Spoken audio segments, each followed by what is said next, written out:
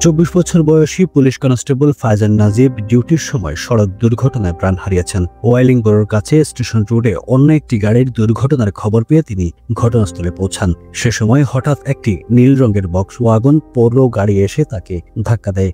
গুরুতর আহত অবস্থায় ফায়জানকে দ্রুত এডেনব্রুক হাসপাতালে নেওয়া হয়। সেখানে এক সপ্তাহ মৃত্যুর সঙ্গে লড়াই করার পর তিনি 26 সেপ্টেম্বর শেষ নিঃশ্বাস ত্যাগ করেন। ঘটনার পর 20 এর কোঠায় থাকা এক তরুণকে গ্রেফতার করা হয়, তবে পরবর্তীতে তাকে জামিনে মুক্তি দেওয়া হয়েছে। তদন্ত এখনো চলছে বলে পুলিশ জানিয়েছে। নর্থহ্যাম্পটনশায়ার পুলিশের চিফ কনস্টেবল ইভেন পল হ্যাচেট এক বিবৃতিতে বলেন, ডিউটির সময় একজন অফিসার প্রাণ হারালে যে বেদনা অনুভূত হয় তা ভাষায় প্রকাশ করা যায় না। পুরো পুলিশ পরিবার ফায়জানের পরিবার ও বন্ধুদের প্রতি গভীর সমবেদনা জানাচ্ছে।